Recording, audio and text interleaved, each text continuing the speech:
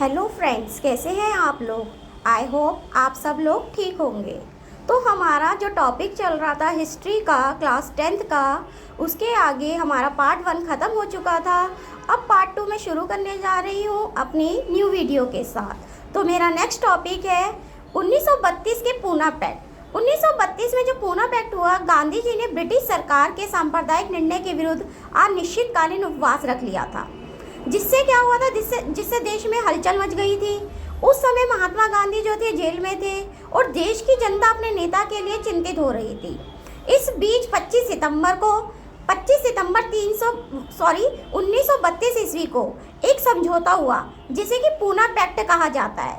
फिर उसके बाद अगला टॉपिक है जलियांवाला बाग हत्याकांड। ये बहुत इंपॉर्टेंट है और एग्जाम में जरूर आता है।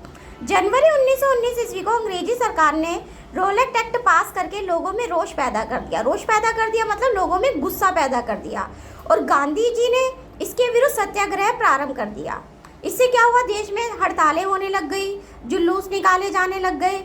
लोगों ने इसके विरोध में 13 अप्रैल 1919 ईस्वी को जलियांवाला बाग में एक जलसा किया और अंग्रेज अधिकारी जनरल डायर ने बाग को चारों ओर से घेर लिया और गोली चलाना शुरू कर दिया। अब क्या हुआ, वहाँ से निकलने का एक छोटा सा रास्ता था जिसमें बहुत से लोगों को अपनी जान गंवानी पड़ी और सारे पंजाब में क्या लगा दिया गया, मार्शल लॉ लगा दिया गया और बड़े अत्याचार किए गए। गांधी जी को कैद कर लिया गया। जेल से आते ही गांधी जी ने क्या करा, मार्शल लॉ के विरुद्ध आवाज़ उठाई और मोहम्मद अली और शौकत अली, ये दो भाई थे, इन्होंने अंग्रेजी सरकार के विरुद्ध खिलाफत आंदोलन चलाया। अब फ्रेंड्स, नेक्स्ट टॉपिक है 1914 के प्रथम विश्व युद्ध के परिणाम क्या निकले। ये भी इम्पोर्टेंट क्वेश्चन है। इससे क्या हुआ, जब हमारा प्रथम विश्व युद्ध हुआ तो हर दिन एक विशाल धनराशि जो थी खर्च होने लग गई। मतलब पैसा जो था बहुत खर्च होने लगा था। इससे क्या हुआ, कीमतें जो थी बढ़ती जा रही थी। लोगों के पास अब क्या थे, रोजगार नहीं रहे थे और जिससे क्या हो रहा था, बेरोजगारी दिन पे दिन बढ़ती जा रही थी। इससे आम लोगों की जो मुश्किलें थी वो बढ़ गई थी। फिर हमारा नेक्स्ट टॉपिक है खिलाफत और असहयोग आंदोलन से तात्पर्य। खिलाफत आंदोलन अली भाइयों मोहम्मद अली और शौकत अली ने 1919 ईस्वी में शुरू किया था, क्योंकि मित्र राष्ट्रों ने टर्की को पराजित करके बहुत सी बस्तियों को आपस में बांट लिया था। फिर 1920 ईस्वी में कांग्रेस ने लोगों के साथ अत्याचारपूर्ण व्यवहार किया और मोतीलाल नेहरू और गांधी जी के नेतृत्व में एक अन्य आंदोलन शुरू किया जिसे कि असहयोग आंदोलन के नाम से जाना जाता है।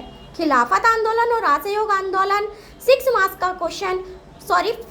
का क्वेश्चन जो है एग्जाम में जरूर आता है, बहुत इंपॉर्टेंट क्वेश्चन है। अब असहयोग आंदोलन शुरू होने के क्या कारण थे। भारतीयों ने प्रथम विश्व युद्ध में अंग्रेजी सरकार का साथ दिया क्योंकि उन्हें लगा था कि वह युद्ध के पश्चात उसे एक उत्तरदायी सरकार देगी, परंतु ऐसा नहीं हुआ और सरकार ने क्या करा, रोलेट एक्ट पास कर दिया जिसे काला कानून कहकर भी पुकारा गया और लोगों में क्या हो गई, अब इससे पकड़ धकड़ शुरू हो गई। फिर अगला, भारतीयों ने रोलेट एक्ट के विरुद्ध अपना गुस्सा प्रकट करने के लिए अमृतसर नगर में अपनी सभा करनी चाहिए तो उन्हें गोली मार दी गई। फिर इसी क्वेश्चन का नेक्स्ट टॉपिक है गांधी जी ने असहयोग आंदोलन को वापस लेने का क्यों फैसला किया। चोरा चोरी की घटना ने क्या करा था, बहुत ज्यादा हिंसक रूप ले लिया था जिसने पुलिस कर्मियों को चौकी में ही जला दिया था। मतलब कि पुलिस की चौकी जो थी उसके अंदर ही आग लगा दी थी।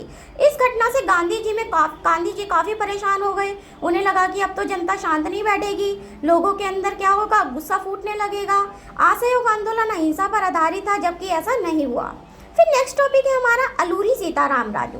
अल्लूरी सीताराम राजू एक आदिवासी नेता थे जिन्होंने पहाड़ी इलाकों में रहने वाले आदिवासी लोगों को अंग्रेजी सरकार के अत्याचारपूर्ण व्यवहार के विरुद्ध हथियार उठाने के लिए प्रोत्साहित किया।